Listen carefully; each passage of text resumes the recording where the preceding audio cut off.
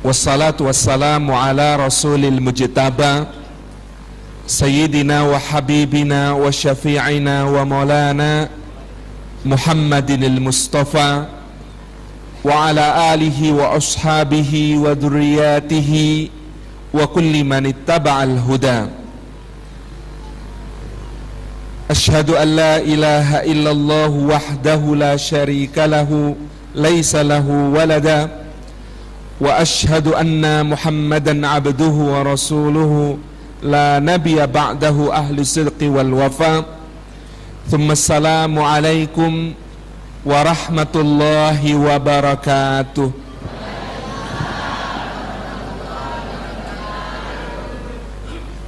Puji syukur kehadirat Allah Subhanahu wa ta'ala.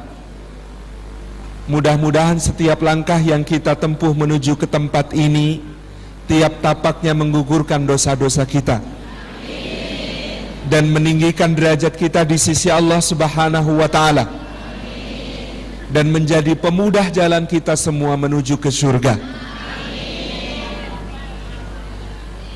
Dan semoga duduk kita semua di rumah Allah ini menjadi taman di antara taman-taman surga, tempat Allah Azza wa Jalla mencurah-curahkan rahmatnya, menaungkan sayap-sayap malaikatnya, menurunkan sakinah ke dalam hati kita, dan menyebut-nyebut kita semua dengan bangga satu persatu pada makhluk-makhluk mulia yang ada di sisinya.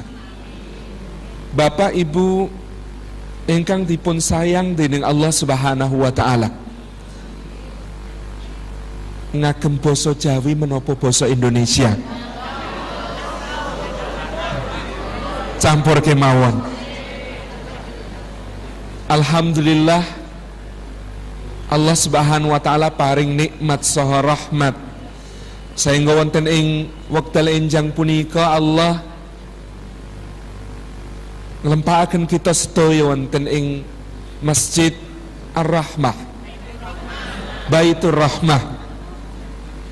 Klantu sekedhik galak banget ibu-ibu iki. Engkang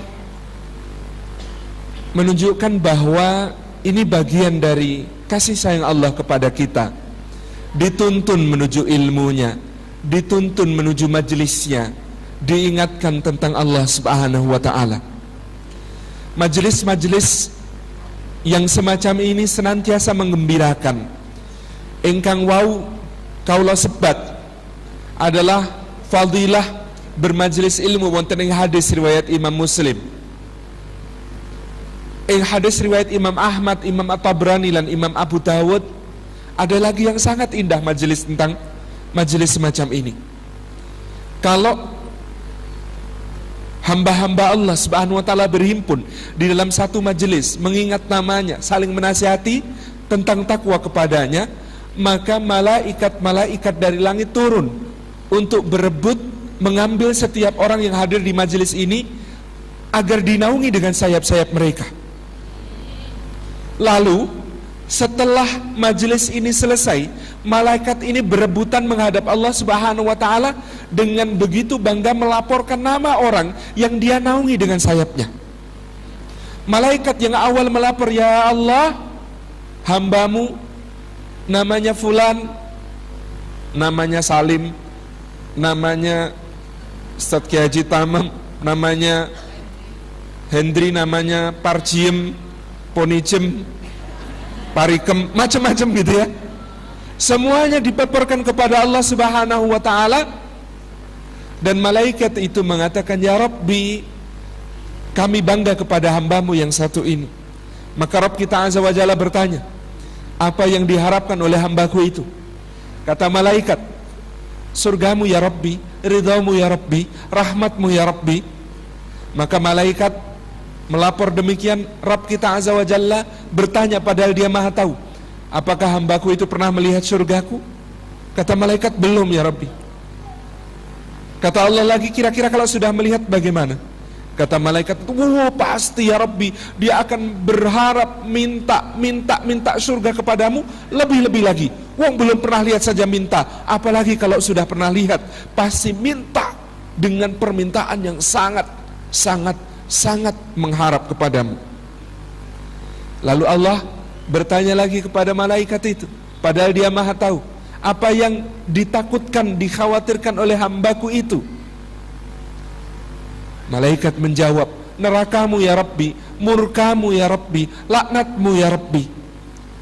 Maka Allah Azza wa Jalla menyatakan, apakah hambaku pernah melihat nerakaku? Kata malaikat, belum ya Rabbi. Bagaimana sekiranya pernah melihat? Kata malaikat, pasti minta perlindungan dengan sangat ketakutan ya Rabbi kepadamu.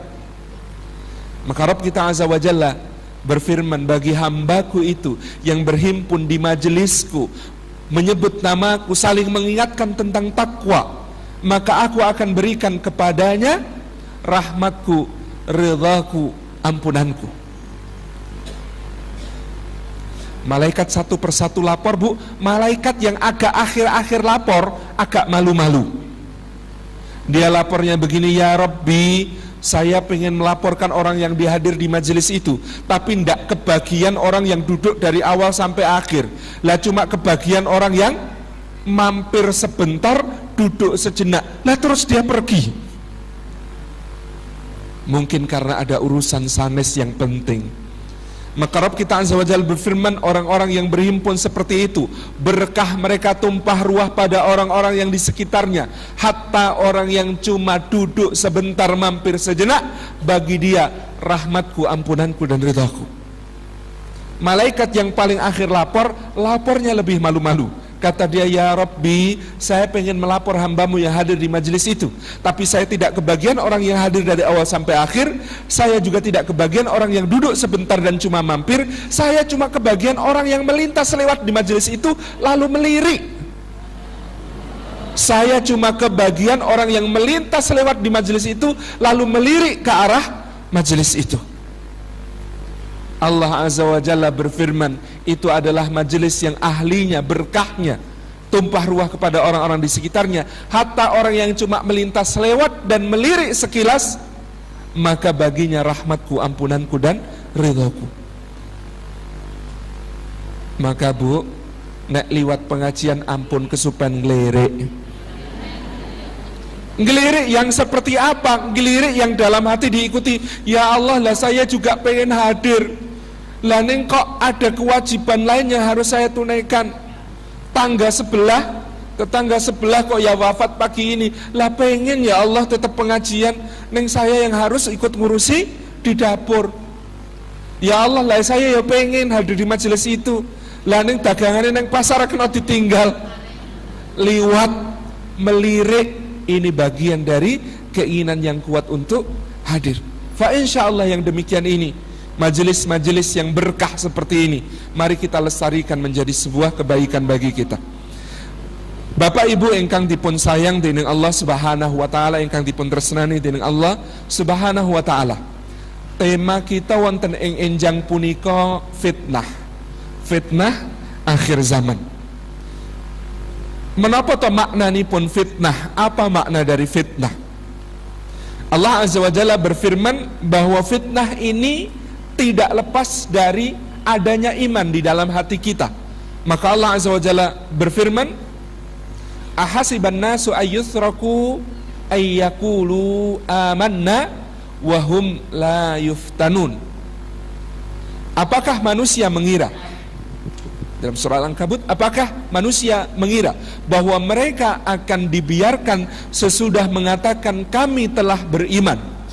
Apa ta menungso kuwi ngira nek bakal dinengke wae sak bubare ngomong kula pun iman ya Rabbi, sesudah mengatakan aku sudah beriman ya Rabbi, apakah dia akan dibiarkan? Tidak. Wahum la yuftanun, apakah mereka tidak diuji? Bukan, mereka pasti akan diuji. Jadi makna fitnah di dalam ayat ini adalah ujian. Maka yang namanya fitnah rupanya bisa sangat bermacam-macam. Kata lainnya berupa bala. Maka makna fitnah dan bala selain ujian juga bisa bermakna musibah, malapetaka, berbagai bentuknya yang hakikatnya untuk menguji siapa di antara kita yang terbaik amalnya, Siapa di antara kita yang lulus ke level berikutnya? Siapa di antara kita yang akan mendapatkan pahala besar di sisi Allah, nilai yang baik di sisi Allah, hasil yang paripurna di sisi Allah atas ujian itu? Ataukah hanya dia justru mendapatkan pahitnya musibah itu saja tanpa kemudian mendapatkan kebaikan di dalamnya? Maka fitnah ini ditujukan oleh Allah Subhanahu wa taala untuk orang-orang beriman. Allah sampai menyatakan al-fitnatu asyaddu minal qatl. Yang namanya fitnah itu lebih berat daripada pembunuhan. Makna fitnah di situ menurut para mufassir bukan bahasa kita ngarani, menuduh, bukan. Fitnah di dalam kalimat ini, al-fitnatu asyaddu minal qatl, adalah apa yang dialami para sahabat Kanjeng Nabi sallallahu alaihi wa alihi wasallam ketika berada di kota Makkah yang mereka terima dari orang-orang Quraisy jahiliyah musyrikin. Mereka yang ketika sedang rukuk dijerat lehernya, dicekik. Mereka yang ketika sedang sujud diinjak kepalanya. Mereka yang ketika sujud seperti Kanjeng Nabi sallallahu alaihi wasallam dituangkan kotoran dari perut unta ke atas punggungnya.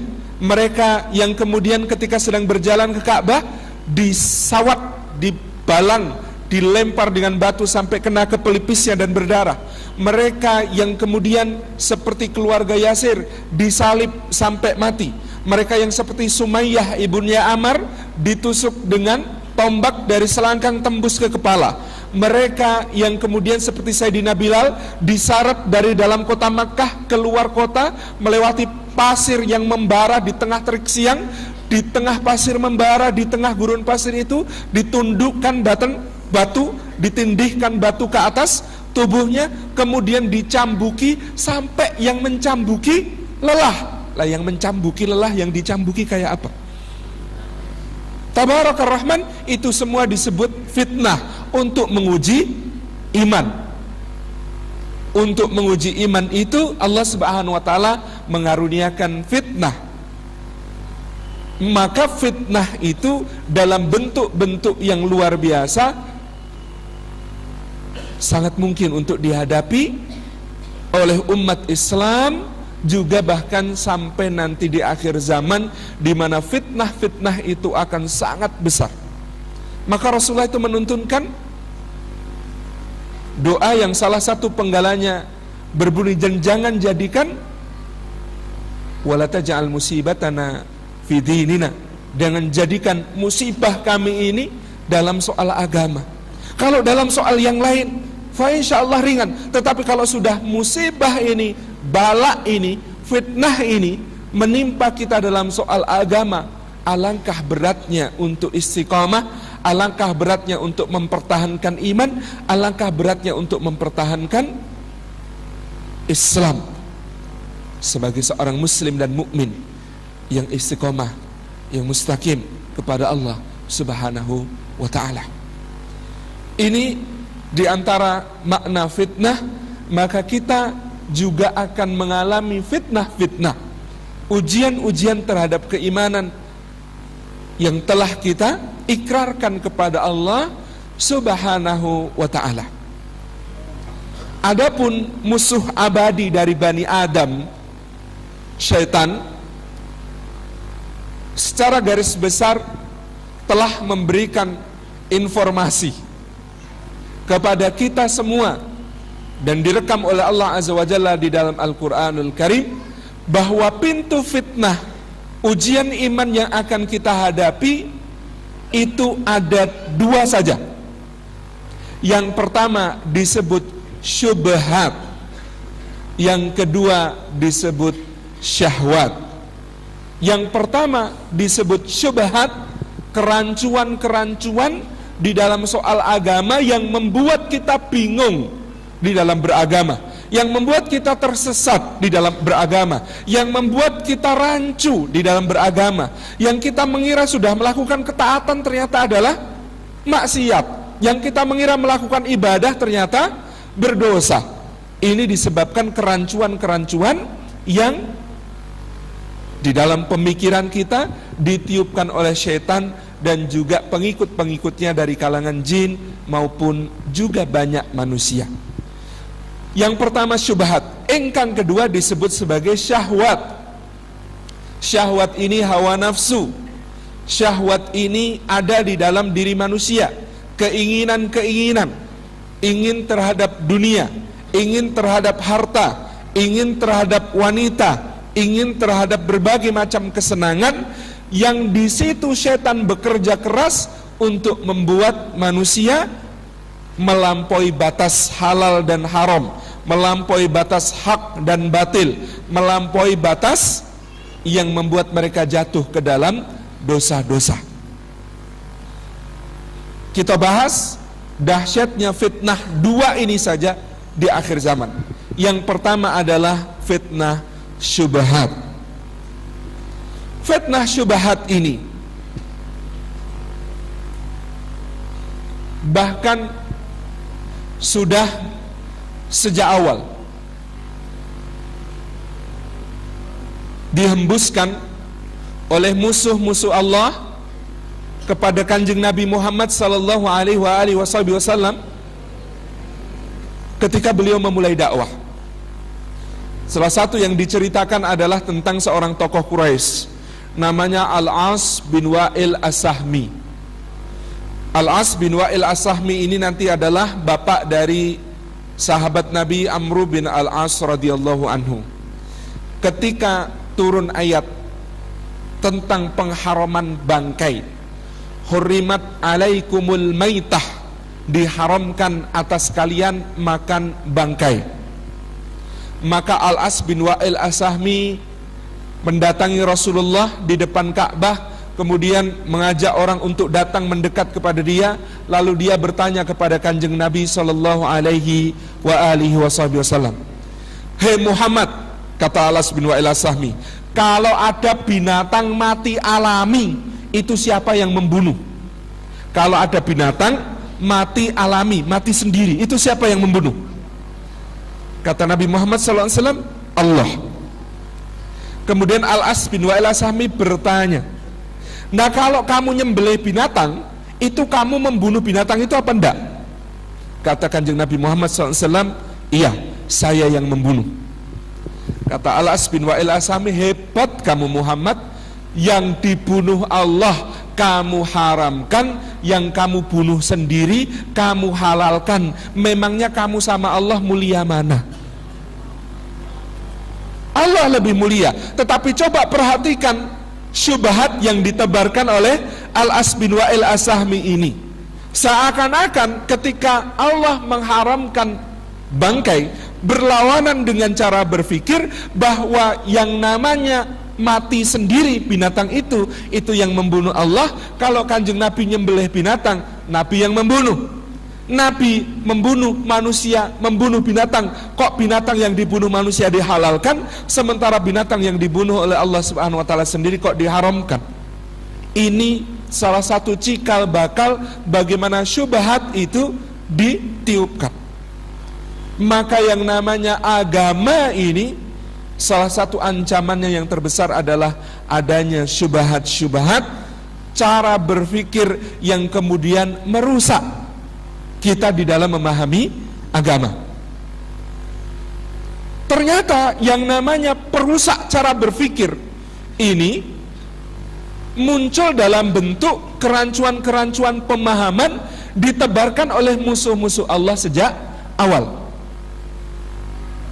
Sebenarnya korban paling besar dari syubhat ini, salah satunya nyuwun sewu, adalah dulu agama Nasrani. Kanjeng Nabi Isa alaihi salam, pembawa risalah ini, murid-muridnya diganggu, disiksa, dan bahkan sebagiannya dibunuhi oleh orang Yahudi yang namanya Paulus alias Saul.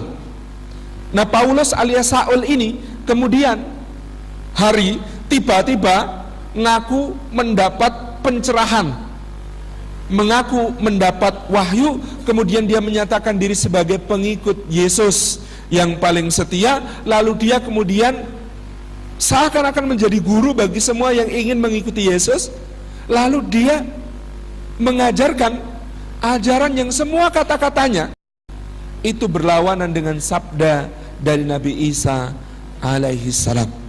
Nabi Isa misalnya bahkan masih tertulis di dalam perjanjian baru menyatakan, lebih baik langit dan bumi binasa daripada satu iota hukum Taurat dihapus pelaksanaannya. Paulus mengatakan, karena kasih Tuhan kita yang telah merelakan anaknya yang tunggal untuk mati di kayu salib menebus dosa-dosa kita, maka kita telah dibebaskan dari hukum Taurat. Bayangkan, semua ucapannya Paulus, baik kepada surat dalam kitab perjanjian baru direkam dalam surat kepada jemaat di Roma, surat kepada jemaat di Korintus, surat kepada jemaat di Filipi, dan lain sebagainya, hampir semuanya berlawanan dengan apa-apa yang dikatakan oleh Nabiullah Isa alaihissalam.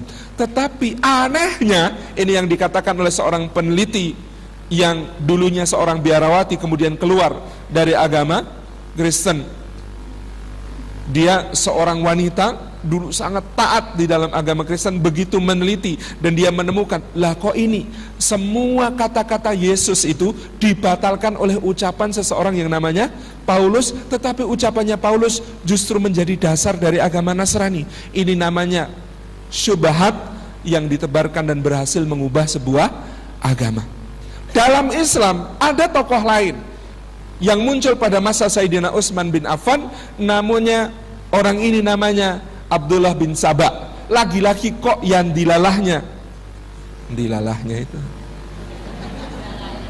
qadarullah wa masya'a fa'al.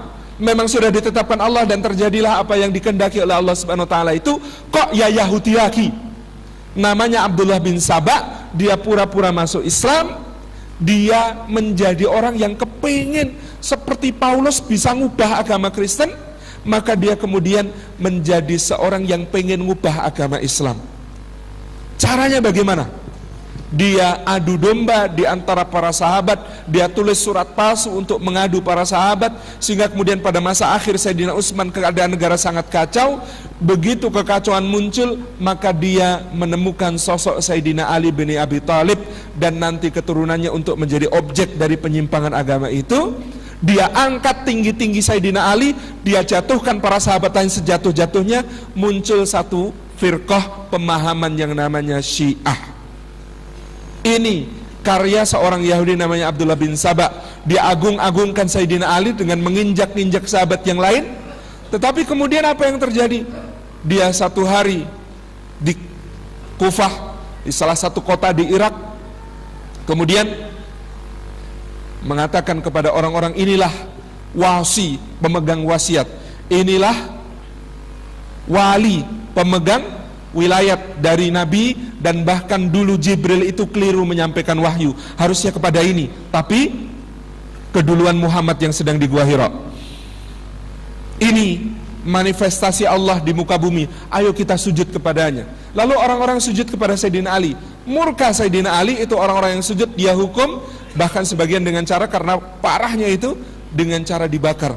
Maka Abdullah bin Saba lagi-lagi menambahkan syubhatnya dengan mengatakan, wah ada hadis padahal tidak akan menghukum dengan api kecuali Allah. Berarti Sayyidina Ali itu memang Allah, wong dia ngukumnya pakai api. Terus kemudian ini dikembangkan sampai tumbuh, bertemu dengan dendamnya orang-orang Persia kepada Sayyidina Umar bin Khattab yang telah menaklukkan Imperium Persia, sehingga kemudian kalau kita perhatikan makian, cacian, laknatan yang paling parah ditujukan dari firqah yang namanya Syiah ini adalah ke arah Sayyidina Umar bin Khattab. Ini dilebihkan seakan-akan mencintai Nabi, mencintai keluarga Nabi, tetapi dibikin kita benci kepada sahabat. Ini satu pemahaman yang syubhat. Sebab cara mencintai Nabi dan cara mencintai keluarga Nabi seharusnya mengambil contoh dari para sahabat Nabi alaihim ridwanullah alaihim jami'an. Lalu syubhat ini muncul lagi dalam bentuk yang lain, karena ada yang terlalu mencintai Nabi dan keluarganya, ada kelompok yang gak seneng sama itu, maka kemudian ngambil seberangnya, menjadi pembenci Nabi.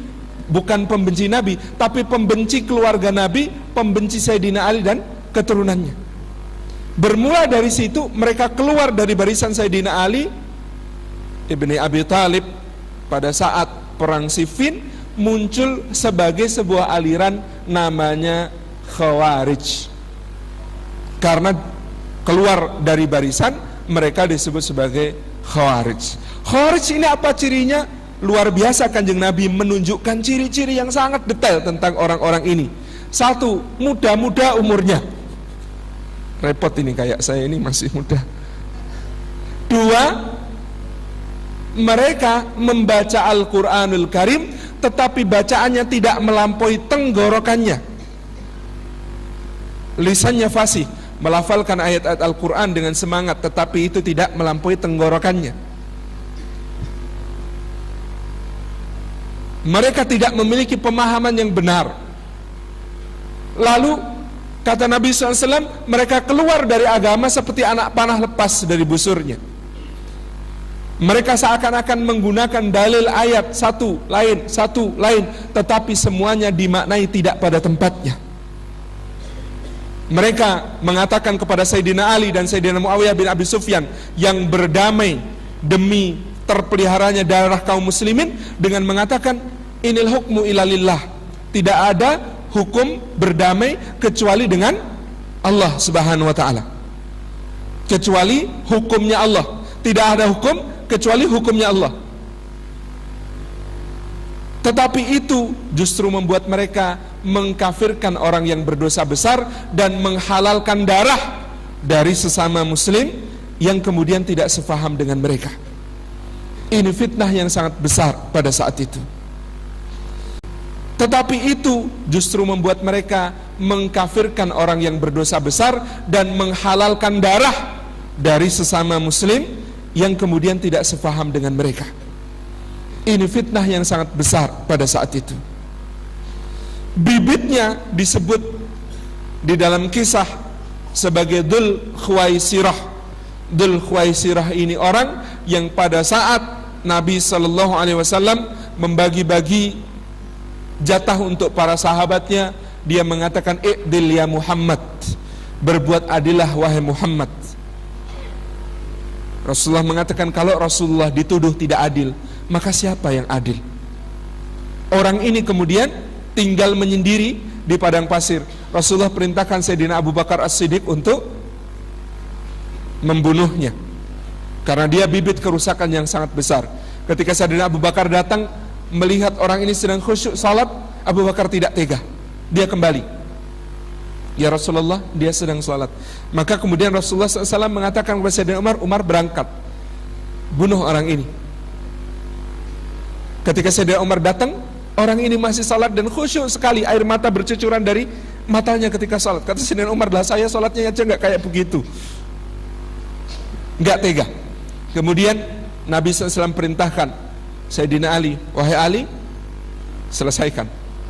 Sayyidina Ali ke sana, ternyata orangnya sudah nggak ada. Lapor kepada Rasulullah SAW, dan kemudian Nabi mengatakan, wahai Ali, kelak engkau akan memerangi orang-orang ini. Dan nubuat Nabi ini terbukti di Nahrawan pada suatu masa pemerintahan Sayyidina Ali bin Abi Thalib. Berkumpul orang-orang ini yang disadarkan oleh Sayyidina Abdullah bin Abbas. Dari 10.000 sadar 7.000, yang 3.000 tetap ngeyel, angel, ngajak duel. 7.000 orang disadarkan dengan apa? Ditanya oleh Ibnu Abbas, kalian apa yang keberatan terhadap Ali dan Muawiyah? Oh, kami tahkimnya itu. Masa bertahkim dengan manusia? Ali mengutus Abu Musa Al-Asy'ari, Muawiyah mengutus Amr bin As untuk menyelesaikan peperangan. Padahal yang namanya hukum itu dari Allah. Selesaikan perangnya, habis, mana yang kalah, itu baru kemudian Sayyidina Ali benar. Ini kok malah berdamai?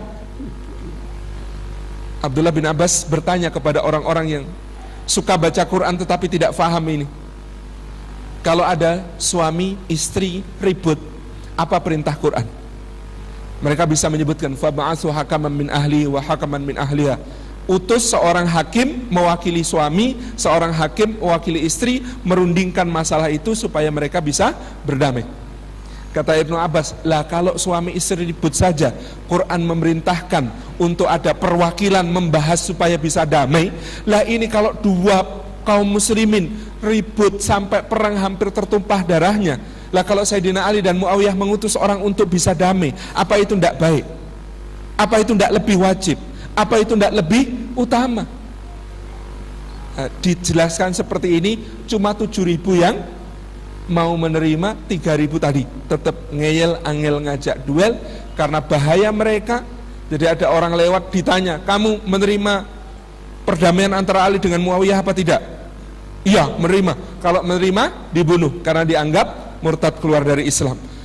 Gampang sekali mengkafirkan, gampang sekali menilai orang keluar dari Islam. Ini fitnah kedua yang disebut pemahaman sebagai Khawarij.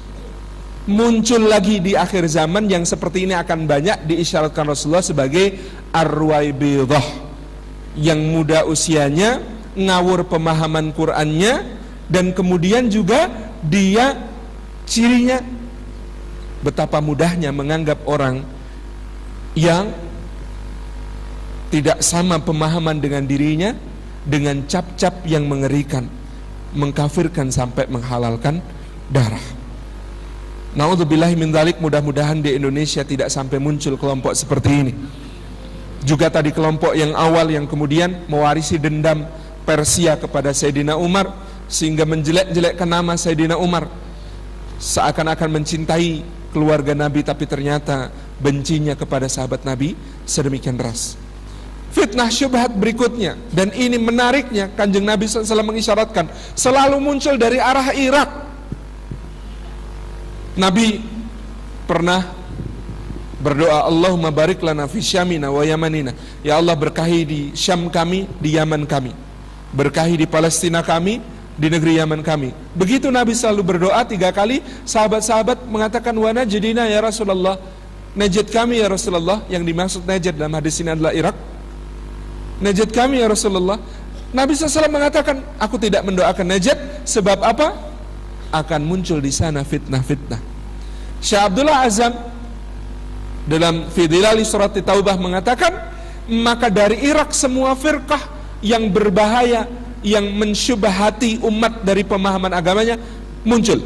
Tadi Syiah muncul di Irak, Khawarij muncul di Irak, yang berikutnya Jahmiyah muncul di Irak. Apa itu Jahmiyah? Jahmiyah ini kelompok yang karena dia mengira kalau Allah disifati maka Allah akan hilang keabsolutannya, kemutlakannya. Ini aliran filsafat. Maka Jahmiyah ini meniadakan sifatnya Allah, af'alnya Allah. Pokoknya yang kita sembah itu zat yang mutlak, yang tidak tergambarkan, yang tidak bisa diindra. Pokoknya Allah itu tidak bisa dibayangkan. Pokoknya Allah itu jangan disifati, nanti kayak manusia. Nanti kalau Allah dibilang punya tangan, nanti kita kebayang kayak tangan manusia. Kalau Allah punya penglihatan, kita bayangkan kayak punya mata. Kalau Allah maha pengasih, maha penyayang, nanti kita bayangkan kayak ibu-ibu. Kalau Allah itu maha keras siksanya, nanti kita bayangkan kayak bapak yang galak. Jadi demi menghindari semua itu, kata mereka, sudah, kita tidak usah menyebut-nyebut tentang Allah. Ini namanya aliran Jahmiyah, Mu'attilah, yang meniadakan semua sifatnya Allah karena filsafat. Maka yang belok-belok ke situ juga sekarang ada membahas-bahas tentang Allah, dan mereka menolak dalil, menolak apa-apa yang disebutkan Quran dan hadis tentang bagaimananya Allah Subhanahu wa ta'ala. Jahmiyah munculnya di Irak. Yang berikutnya ada lagi namanya Jabariyah. Jabariyah ini kenapa, Bu? Jabariyah itu orang-orang yang menganggap, lah Gusti Allah itu menciptakan kita, ngatur semua urusan kita, ya kita ini cuma kayak wayang, ngelakoni apa yang ditetapkan Allah. Ndak punya swolo kita ini, ndak punya daya apa-apa. Ya Allah yang ngelakok ke kita. Yang salah dari aliran ini, dia benar ketika mengatakan Allah semua mengatur dan menghendaki semua hal. Yang salah adalah kalau dia maksiat, dia nisbatkan kepada Allah, lah saya maksiat ini kan juga takdir. Loh saya melakukan ini kan juga Gusti Allah yang ngatur, yang saya cuma ngelakoni. Ini namanya aliran Jabariyah. Dulu waktu saya mondok, Bu, ada teman sesama santri malam-malam katanya alasannya tabarukan ngalap berkah, dia bawa karung manen rambutannya kiai. Dirayah sak asrama, kan asramanya itu gedungnya sendiri-sendiri. Nah, di gedungnya dia. Pagi-pagi Pak Kiai obiak, ini siapa yang ngunduh rambutan malam-malam? Kok yang aku? Jujur, saya Pak Kiai. Lah ngopo kok kamu nyolong rambutan, Le? Lah mungkin saya nyolong itu sudah takdir, Pak Kiai. Saya nyolong sudah takdir. Apa yang dilakukan Pak Kiai? Ambil kuping, puntir sampai orangnya muntir. Kata itu santri, loh saya itu nyolong itu takdir loh Pak Kiai. Lah kok saya dihukum? Kata Pak Kiai, lah saya yang jewer kamu itu juga sudah takdir, Le. Ini kesalahannya orang Jabriyah. Iya betul, segala sesuatu terjadi atas kehendak Allah, tetapi Allah memberikan kepada kita pilihan-pilihan di dalam setiap hal itu untuk menjadi ujian. Milih yang halal dapat pahala, milih yang haram dapat dosa. Milih yang hak diridhai Allah, milih yang batil dimurkai Allah. Simple. Lah ini orang Jabriyah ngiranya, oh semua itu kehendak Allah, ya kita ini cuma kayak dalang, kayak wayang di tangan dalang. Obai miturut Allah. Iya betul, obai miturut Allah. Tapi yang keliru kalau kita sampai maksiat kok dinisbatkan kepada takdir, ini kesalahan. Ini Jabriyah. Selanjutnya ada orang namanya, karena ini Jabriyah ke sana, maka timbul aliran sebaliknya namanya Qadariyah, Pak. Qadariyah itu sebaliknya Jabriyah. Oh Gusti Allah itu yang nyiptakan, sesudah itu ya terserah kita. Apa-apa itu kalau kita enggak bertindak sendiri, oh enggak bisa. Semuanya tergantung kita. Ini namanya Qadariyah. Nyun sewu, ada beberapa pemaknaan gara-gara mungkin salah pilihan kata dalam terjemahan, jadi difahami kayak orang Qadariyah. Misalnya ayat Innallaha la yughayyiru ma biqaumin hatta yughayyiru ma bi anfusihim. Sungguhnya saya lihat itu sering orang menerjemahkannya, sesungguhnya Allah tidak merubah nasib satu kaum sampai kaum itu merubahnya sendiri. Ini keliru terjemahan.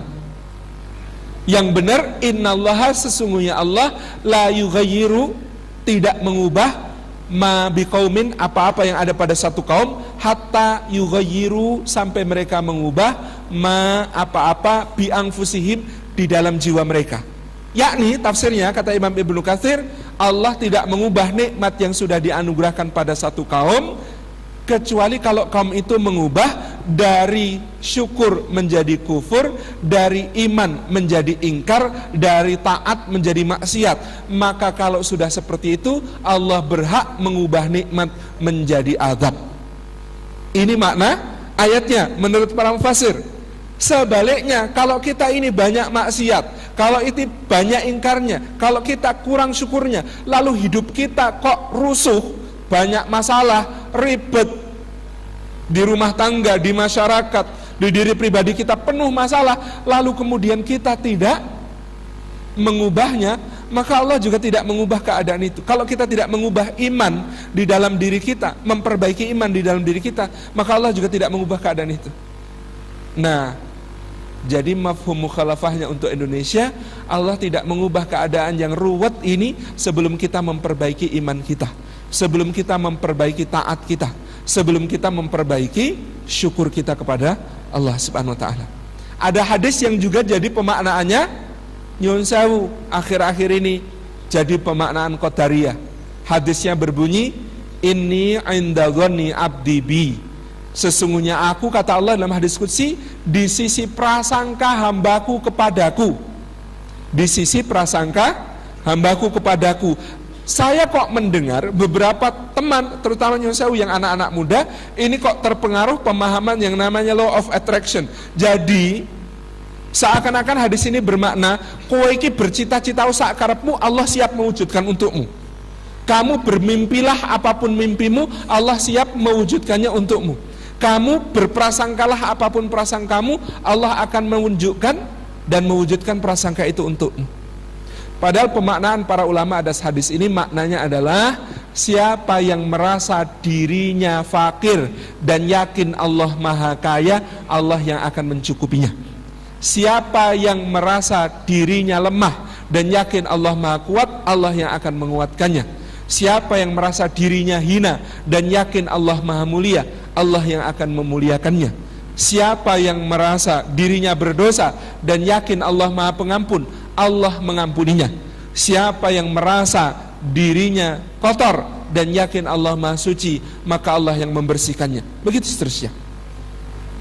Ini pemahaman yang tadi disebut sebagai Qadariyah. Ada pemahaman berikutnya namanya Mu'tazilah. Kok jenenge kayak jeneng ibu-ibu pengajian nih, Mbak Mu'tazilah gitu. Bukan, Mu'tazilah ini orang-orang yang dulu di majelis Imam Hasan Al-Basri tidak merasa puas dengan pembahasan tentang takdir, tetapi ujung dari pemahaman mereka kemudian sampai pada satu kesimpulan, nyuwun sewu, akal sama Quran tinggi mana? Quran firmannya Allah, akal makhluknya Allah. Menurut Mu'tazilah boten ngaten. Segala sesuatu selain Allah, kata Mu'tazilah, adalah makhluk.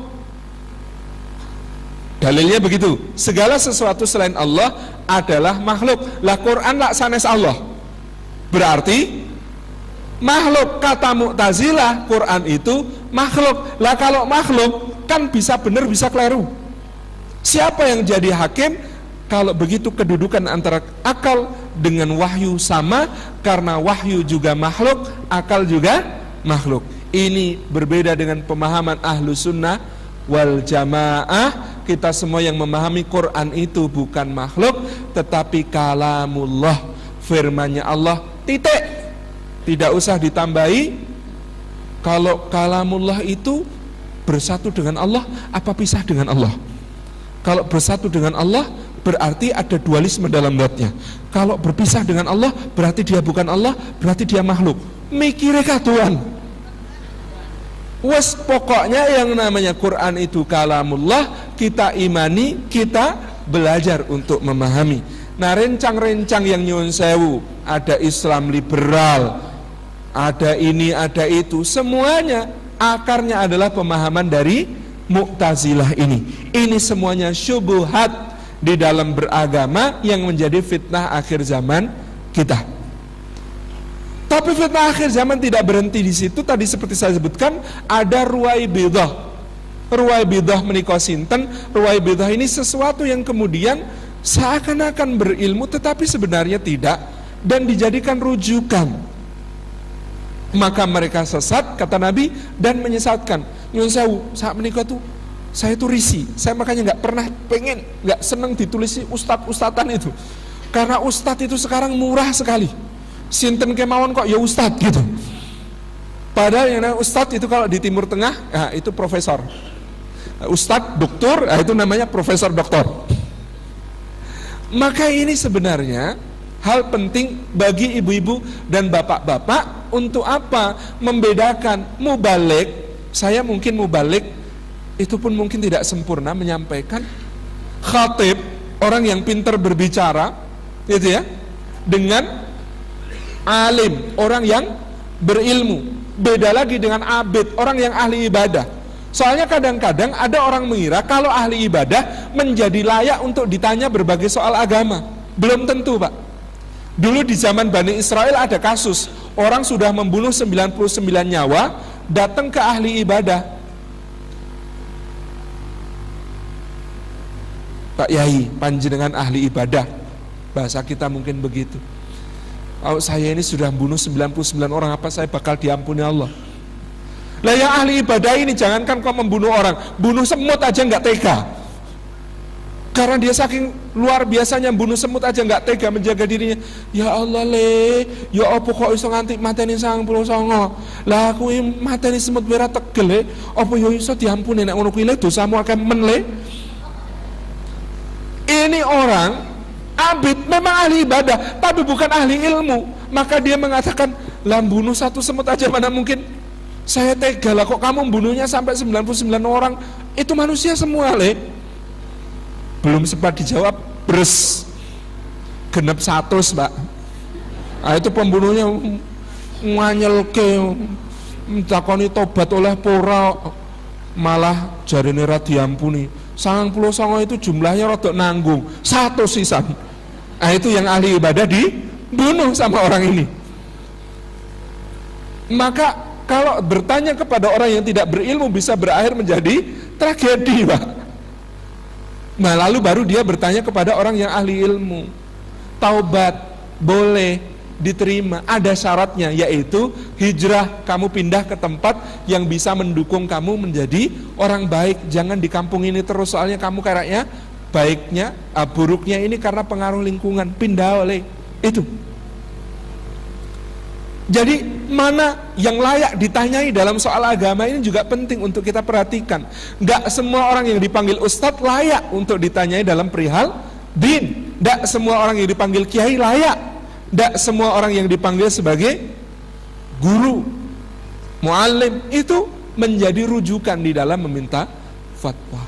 Maka dulu para a'immah kita, bahkan dari zaman sahabat itu hati-hati sekali dalam soal agama. Imam Malik menyatakan bahwa dia meriwayatkan dari Ibnu Umar dan dari Ibnu Abbas radhiyallahu anhuma, kalau ada orang bertanya lalu menjawab, kata Ibnu Umar dan Ibnu Abbas itu, sungguh aku melihat salah seorang di antara kalian menjawab satu pertanyaan dengan begitu ringan, padahal kalau pertanyaan itu diajukan kepada Umar bin Khattab, Umar bin Khattab ngumpulkan dulu ahli Badar untuk bermusyawarah membahasnya. Imam Malik itu didatangi orang dari Maghrib. Maghrib itu Maroko, Pak. Imam Malik tinggalnya di Madinah. Perjalanan dari Maghrib Maroko ke Madinah itu mengendari onta lewat padang pasir 3 bulan mangkat, 3 bulan pulang, berarti PP 6 bulan, Mbak. Sampai di depan Imam Malik, tanya 40 pertanyaan, yang dijawab cuma 4. Ya Imam, kata orang Maroko ini, saya tanya kepadamu, diutus oleh satu kaum, yang saya jalan ke sana itu perlu 3 bulan. Tanyanya 40 pertanyaan, panjenengan cuma jawab 4. Lah yang lainnya terus gimana? Mbok ya dijawab, kasihan saya toh, jauh-jauh. Kata Imam Malik, lah aku nggak ngerti itu. Terus kalau nanti saya pulang ditanyain kaum saya, kok pertanyaannya nggak dijawab, itu gimana saya terus bilang apa? Kata Imam Malik, simple, sampaikan Malik tidak tahu. Ton, gampil. Nanya jenengan tidak tahu, di muka bumi ini siapa yang tahu? Ini luar biasa. Bagaimana adab para ulama, hati-hatinya mereka di dalam berfatwa. Karena mereka menjaga jangan sampai tersebar syubhat di dalam beragama. Maka Ibnu Mas'ud radhiyallahu anhu menyatakan, sudahlah, sepertilah sahabat-sahabat Nabi. Jadilah seperti sahabat-sahabat Nabi. Mereka itu insaf, mereka itu adil, mereka itu sederhana di dalam beragama, yaitu untuk mengatasi semua syubhat ini tidak cukup dengan semboyan kembali pada Quran dan Sunnah. Lah kembali kepada Quran dan Sunnah kalau kita yang membahas sendiri malah tambah ora karuan. Maka ikutilah as-sawadul a'zam, ikuti golongan terbesar kaum muslimin dan rajinlah ngaji. Tidak ada satu jamiah pun yang bisa menjamin untuk kita ini selamat dari berbagai macam syubhat. Mbok arpo nyuwun sewu, dadi NU nek orang ngaji ya bahaya, dadi Muhammadiyah nek orang ngaji ya bahaya, dadi wong, apalagi sekarang pemahaman-pemahaman yang kemudian baru banyak dikenali, orang tarbiyah orang ngaji ya bahaya, orang Hizbut Tahrir orang ngaji ya bahaya, orang jamaah tabligh kurang ngaji juga bahaya. Orang apapun kita mau bergabung dengan organisasi apapun, pergerakan dakwah apapun, orang ngaji bahaya. Jadi yang salafi, wahabi, atau jadi yang asy'ari, ahlus sunnah wal jamaah, nek orang ngaji sama-sama bahaya. Yang penting adalah ngajinya, rajinnya. taklimnya mengikuti berbagai macam majelis taklim, membaca berbagai macam buku, menikmati tafsir, mengkaji sunnah, mengkaji hadis, mengkaji sirah Kanjeng Nabi sallallahu alaihi wasallam. Ini menjadi yang asasi. Tidak cukup hanya semboyan kembali kepada Quran dan sunnah. Insaf, kata Ibnu Mas'ud, maka lebih baik bercukup-cukup dengan yang sunnah. Pun cekap kemauan dengan yang sunnah, yang sederhana, daripada nambah-nambahi yang kemudian menyusahkan. Saya kalau bimbing umrah itu jamaahnya seneng. Lah napa? Doanya kok sithik, sik dihafalke itu. Saya katakan aslinya Pak, asli pakai sad. Asli pakai sad. Nyun sewu, yang diajarkan Kanjeng Nabi itu doanya tidak banyak. Nah, kalau jadi banyak, ini adalah doa-doa dari para ulama terkemudian, yang kemudian doa itu karena indahnya diwariskan turun-temurun sebagai amalan, lalu kita jadi ngikuti kabeh, padahal itu doanya beberapa orang gitu. Kumpul ke dadi siji, dadi awake dhewe malah akih.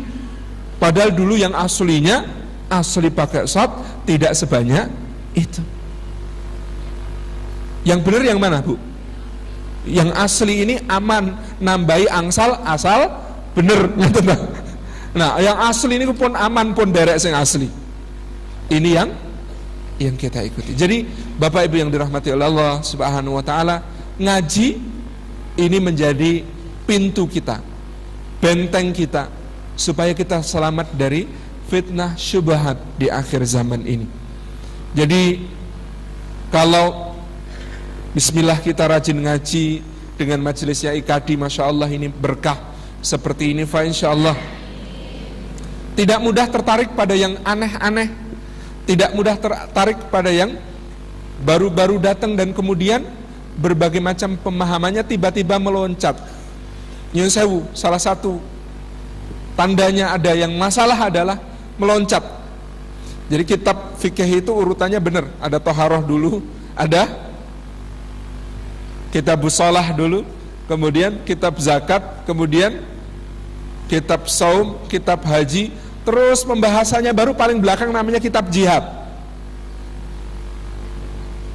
Lah kok panjenengan dicedai tiba-tiba bahasanya tentang jihad? Ini fitnah untuk umat Islam luar biasa besar. Yang tidak bersalah terkorbankan, sampai ada yang menjadikannya komoditas.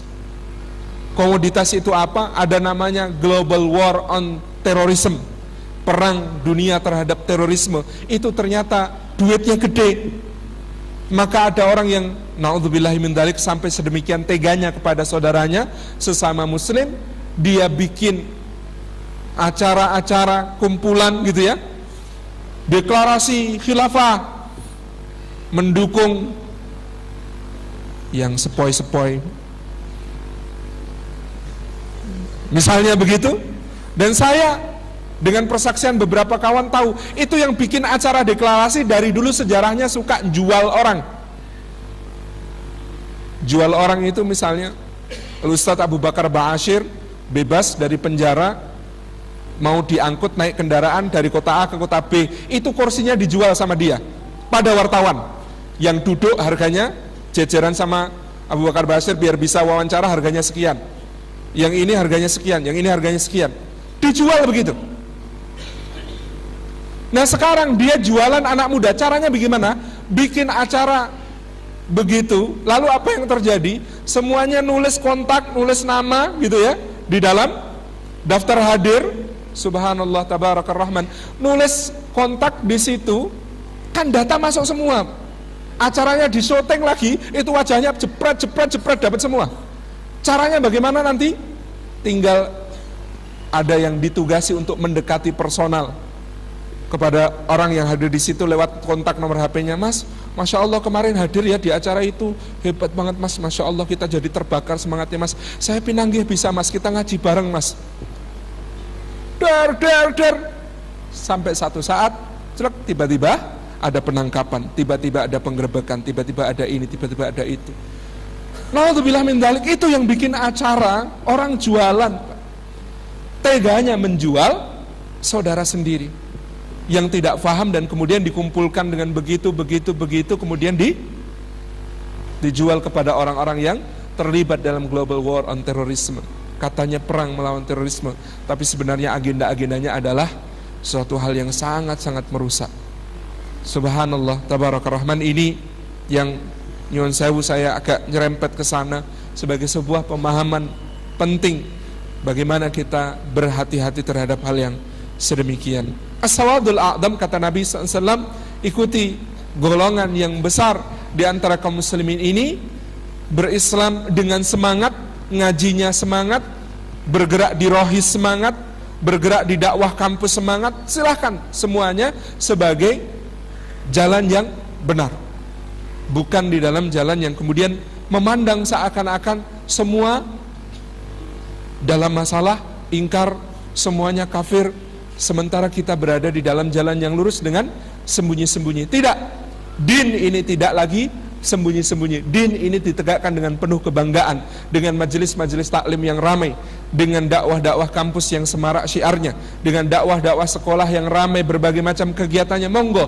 sengkuyung putra-putranya supaya ikut yang seperti itu, bukan dengan yang selintutan di belakang. Fa insyaallah ini yang menjadi jalan kebaikan. Yang selanjutnya, Bapak Ibu yang dirahmati Allah, pintunya adalah syahwat. Bagaimana syaitan itu datang melalui berbagai macam syahwat-syahwat yang ada pada manusia untuk menyesatkannya dari jalan Allah Subhanahu wa taala. Rasulullah SAW ngendika, ya'ti 'alan nasi zamanun himmatuhum butunuhum wa syarafuhum mata'uhum wa qiblatuhum nisa'uhum wa dinuhum darahimuhum wa dananiruhum ulaika syarrul khalq la khalaqa lahum indallah. Nabi sallallahu alaihi wasallam ngendika, ya'ti 'alan nasi, akan datang kepada manusia, zamanun, satu zaman, himmatuhum butunuhum, yang perhatian utama semua manusia itu adalah perutnya. Pemanjaan diri kita terhadap kuliner ini. Himmatuhum butunuhum, perhatian terbesarnya adalah pada urusan perut. Subhanallah, pun dugi dereng zaman ini. Saat niki niku, ma'am niku, yang pertama dilakukan mboten nyendok, apalagi kok berdoa. Yang dilakukan pertama ketika ma'am adalah motret ma'amane, ngangge kamera HP ini loh. Tabarakar Rahman. Himmatuhum butunuhum. Jangan sampai kita menjadi orang-orang yang himmahnya, hal yang paling menghuni hati dan pikiran itu dalam soal perut. Himmatuhum butunuhum. Rasulullah ngendika lagi, wa syarafuhum mata'uhum, dan yang menjadi bangga-banggaannya adalah benda-benda. Yang menjadi bangga-banggaannya adalah napa malih sakniki? Sakliyane sepeda motor, sakliyane mobil. Wo, ibu-ibu langsung zaman batu akik, weruh aku nganggo ya. Ini dulu makai sejak sebelum booming, Bu. Jadi ini sebenarnya memakai cincin ada kesunahan dari Kanjeng Nabi Sallallahu Alaihi Wasallam.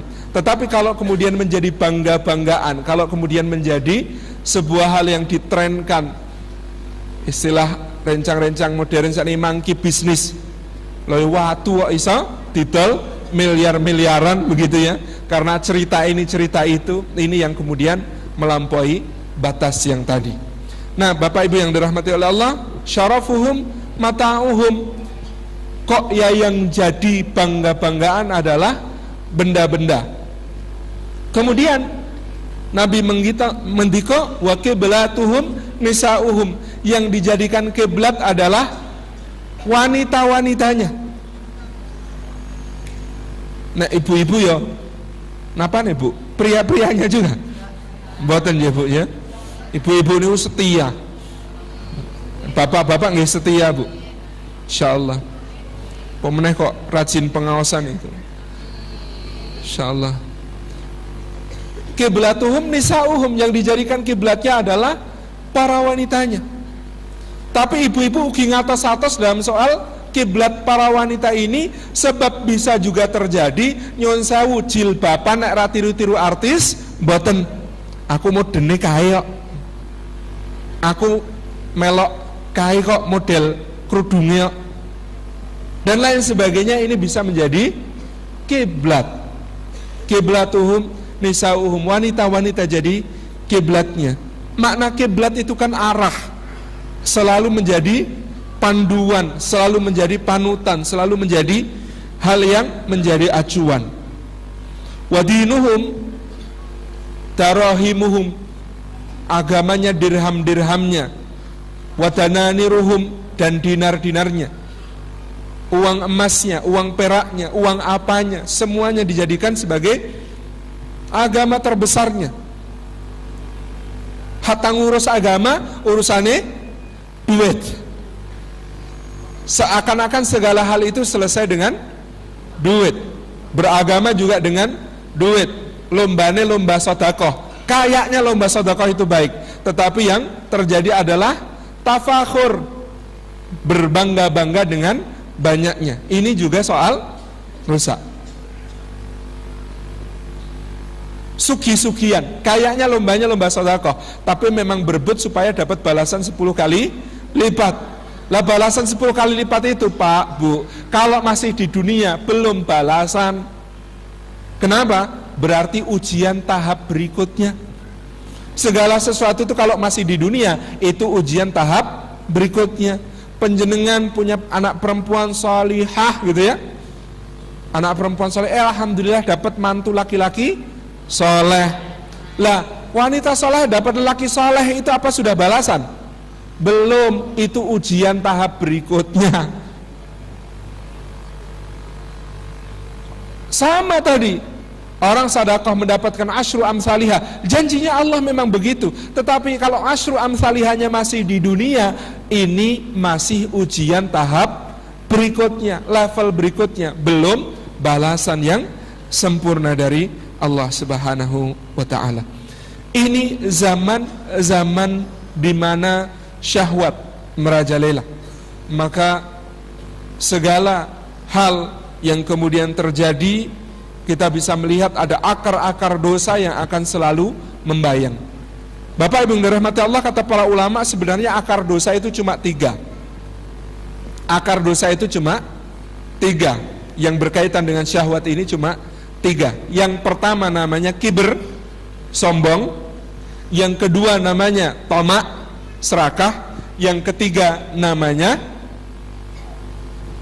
hasad, dengki. Sombong itu kayak siapa? Kayak iblis. Ana khairum minhu, kok men aku luwih apik tinimbang DE. Saya lebih baik daripada dia.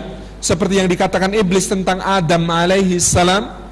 Apa alasannya kok lebih baik? Sebenarnya iblis ini memang luar biasa.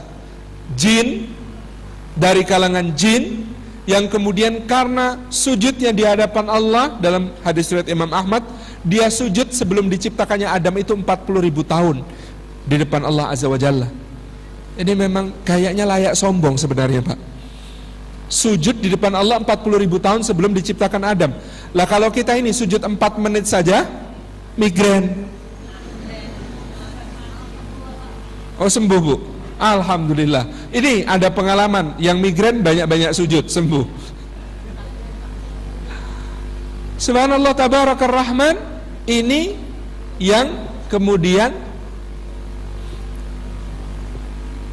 menjadikan dia merasa, lawang kemarin sore kok sudah diangkat sedemikian rupa, kami semua disuruh sujud. Tapi kemudian alasan dari kesombongan itu dicari-cari dan jadi konyol. Khalaqtani min nar wa khalaqtahu min tin. Ya Allah, Kau ciptakan dia dari tanah, Engkau ciptakan aku dari api. Dia kira api lebih baik daripada tanah. Padahal baik mana, Bu? Api sama tanah baik mana kira-kira? Api itu kata para ulama sifatnya membakar, merusak, panas, dan juga cepat hilang kalau sudah nggak ada yang dibakar. Tanah itu sifatnya lembut, tabah, menumbuhkan, sejuk, enak gitu ya tanah itu.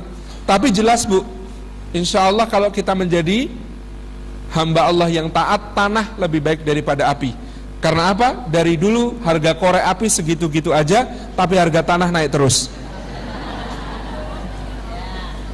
Gitu Ibu ya, harga tanah naik terus. Yang kedua, sumber dosa itu adalah tamak.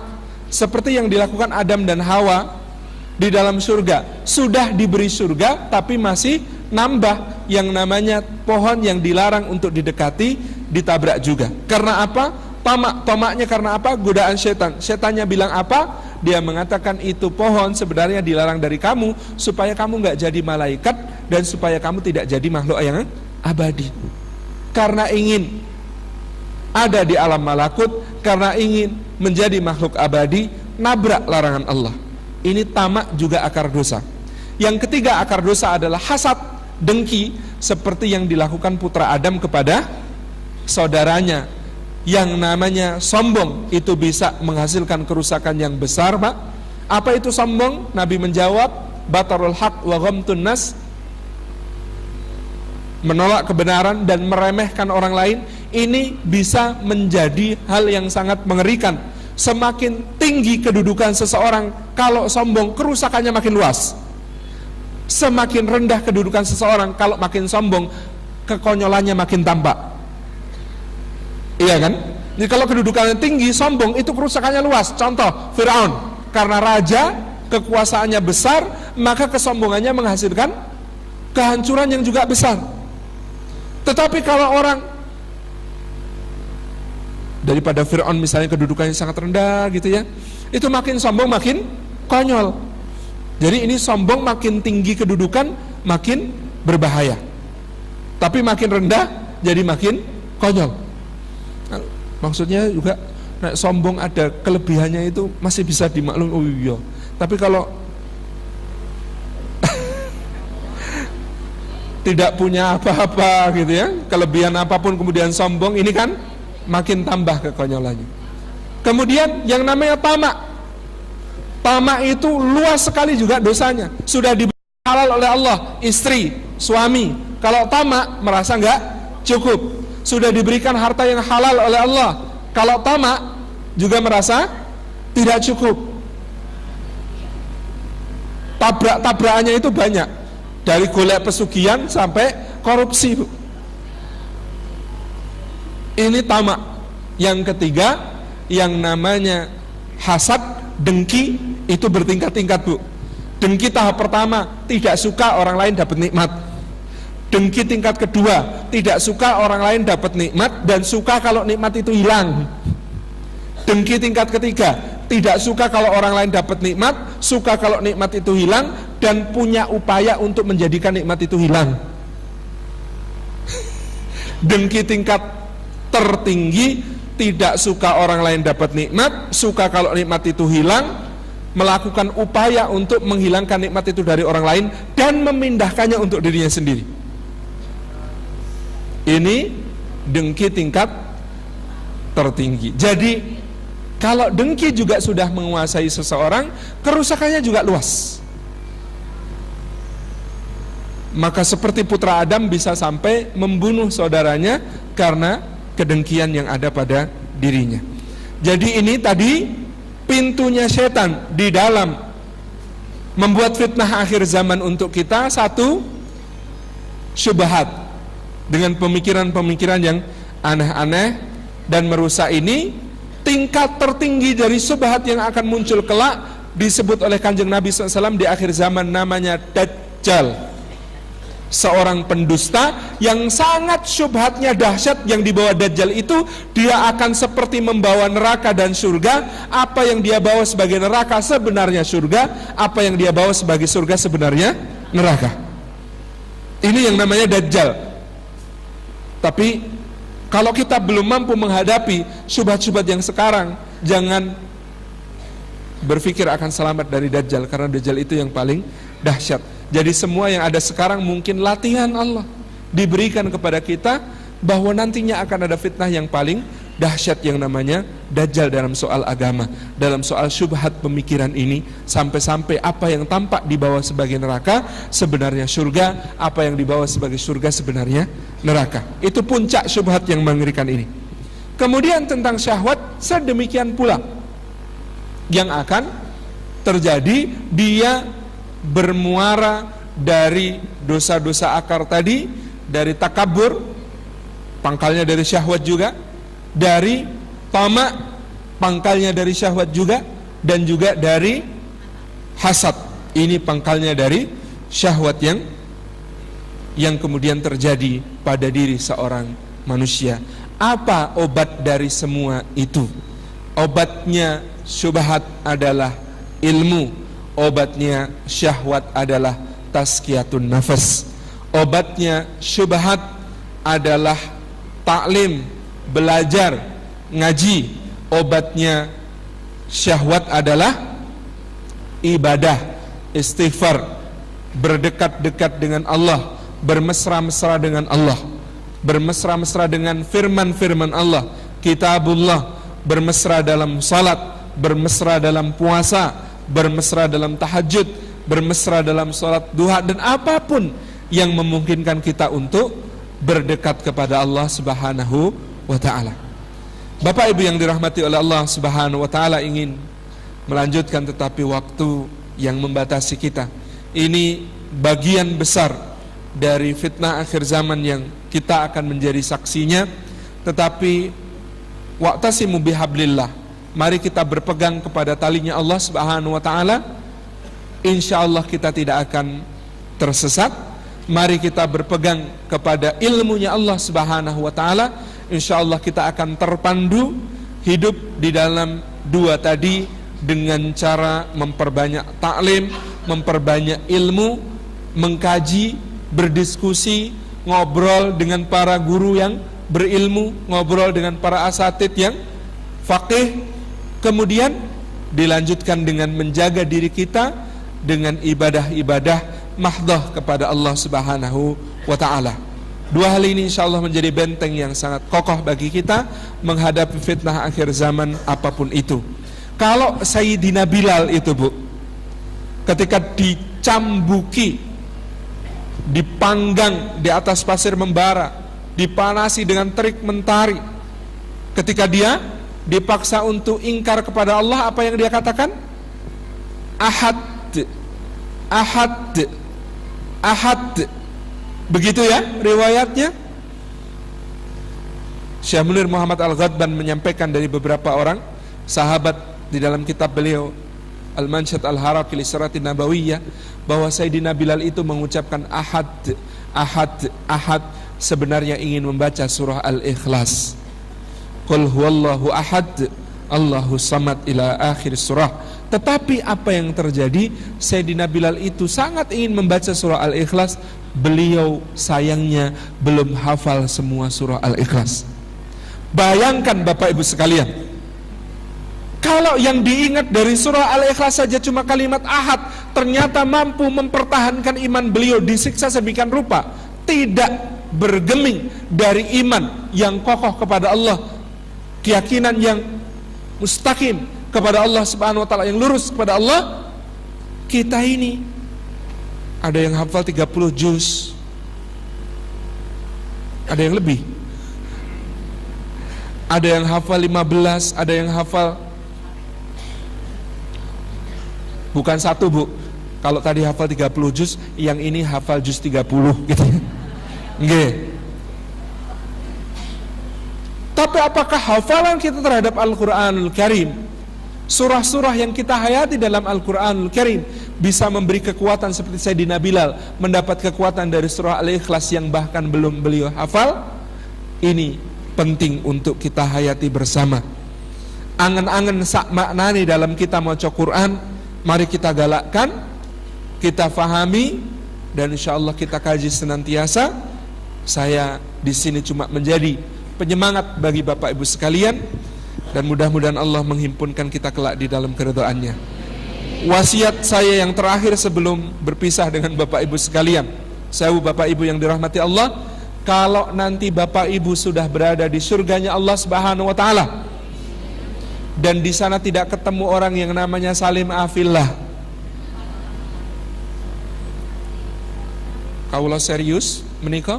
Kalau ternyata di sana belum ada orang yang namanya Salim Afillah, saya mohon Bapak Ibu matur kepada Allah, ya Allah, saya juga tidak kenal secara pribadi dengan Salim Afillah, tapi minimal pernah dia datang ke tempat kami menyampaikan 1-2 ayat-Mu. Ya Allah, saya tidak rela masuk surga kalau tidak bersama Salim Afillah. Ngaten ya Bu, Pak, wasiat kula mekaten, wallahu a'lam bishawab, wallahul muwaffiq ila aqwamit thariq. Mohon maaf atas sekalian kurang berkenan. Oh, langsung doa aja. Mohon maaf atas sekalian kurang berkenan, kita tutup dengan doa kepada Allah Subhanahu wa taala. A'udzubillahi minasyaitonir rajim. Bismillahirrahmanirrahim. Alhamdulillahi rabbil alamin. Hamdan syakiran hamdan na'imin hamdan yuafi na'amahu wa yukafi'u mazidah. Ya Rabbana lakal hamdu kama yanbaghi li jalali wajhika wa 'azimi sultanik. Allahumma salli ala sayyidina Muhammad wa sallim wa radhiyallahu tabaraka wa ta'ala an kulli sahabati Rasulillahi ajma'in. Allahumma ighfir lil mu'minina wal mu'minat wal muslimina wal muslimat al ahya'i minhum wal amwat innaka sami'un qaribun mujibud da'wat ya qadiyal hajat. Rabbana ighfir lana wa li ikhwanina alladhina sabaquna bil iman wa la taj'al fi qulubina ghillan lil ladzina amanu Rabbana innaka ra'ufur rahim. Allahumma aslih lana dinana alladhi huwa ismatu amrina wa aslih lana dunyana allati fiha ma'ashuna wa aslih lana akhiratana allati ilaiha ma'aduna ya hayyu ya qayyum bi rahmatika nastaghis. Allahumma inna nas'aluka ridhaka wal jannah wa na'udzubika min sakhatika wan nar. Allahumma inna nas'aluka al huda wat tuqa wal afafa wal ghina. Allahumma inna nas'aluka salamatan fid din wa afiyatan fil jasad wa barakatan fil rizq wa ziyadatan fil ilm wa taubatan qabla al-maut wa rahmatan 'inda al-maut wa maghfiratan ba'da al-maut. Allahumma hawwin 'alaina fi sakaratil maut wan najata minan nari wal 'afwa 'inda al-hisab. Rabbana la tuzigh qulubana ba'da idh hadaitana wa hab lana min ladunka rahmah innaka antal wahhab. Rabbana hab lana min azwajina wa dhurriyyatina qurrata a'yunin waj'alna lil muttaqina imama. Rabbana ja'alna muqiminus shalah wa min dhurriyyatina Rabbana wa taqabbal du'a. Rabbana atina fid dunya hasanah wa fil akhirati hasanah wa qina adzaban nar. Walhamdulillahi rabbil alamin. Bapak Ibu yang dirahmati Allah, demikian tadi pengajian umum akad pagi yang disampaikan oleh Ustaz